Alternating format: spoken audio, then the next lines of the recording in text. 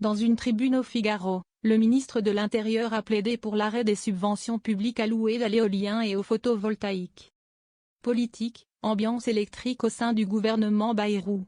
Le ministre de l'Intérieur Bruno Retailleau a plaidé, ce mercredi 2 juillet, pour stopper les subventions publiques pour l'éolien et le photovoltaïque, s'attirant les foudres de la ministre de la Transition écologique, Agnès Pannier-Runacher, qui dénonce sur France Info des propos complètement irresponsables.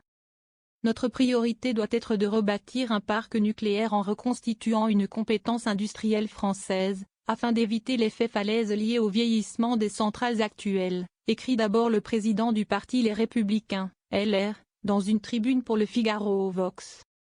Ce vote sur les énergies renouvelables de la droite et l'extrême droite a février l'Assemblée. Il estime ensuite que l'éolien et le photovoltaïque n'apportent au mix énergétique français qu'une intermittence coûteuse à gérer. Il n'y a donc aucune raison de continuer de les financer par des subventions publiques, affirme Bruno Retailleau dans ce texte co-signé par les vice-présidents de LR François-Xavier Bellamy et Julien Aubert. Ils ajoutent que cela revient à entretenir des objectifs idéologiques dépassés et profitent de cette tribune pour s'en prendre aux idées des tartuffes de l'écologie politique. C'est du populisme le plus basique. Face à cette prise de parole, à rebours des travaux scientifiques qui jugent essentielles les énergies renouvelables pour atteindre un mix énergétique décarboné, la ministre de la Transition écologique a vivement réagi. C'est irresponsable quand on prétend être un homme d'État.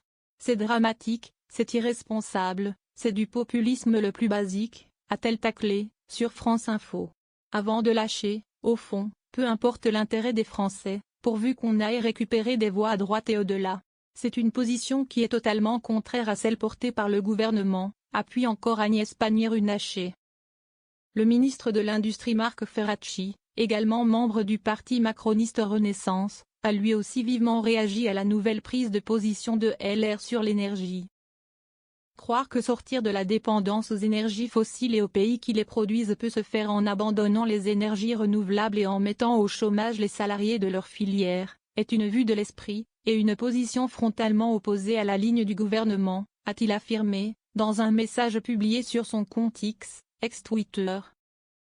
Le patron du parti présidentiel Renaissance Gabriel Attal, a déploré sur X un retour d'une forme de climato-scepticisme anti-science très inquiétant, alors que nous subissons une vague de chaleur inédite. Les solutions pour arrêter de brûler du pétrole et du gaz existent.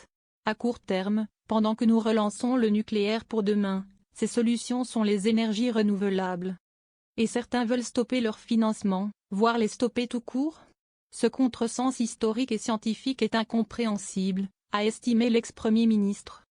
Ces sujets avaient déjà divisé ces deux piliers du socle commun qui soutient le gouvernement de François Bayrou, lors du vote de la proposition de loi du sénateur LR Daniel Gremillet sur la trajectoire énergétique de la France. LR avait été à l'origine d'un amendement, soutenu par l'extrême droite, instaurant un moratoire sur les énergies solaires et éoliennes. Gabriel Attal, chef de file des députés macronistes, avait alors dénoncé un axe anti-écologie.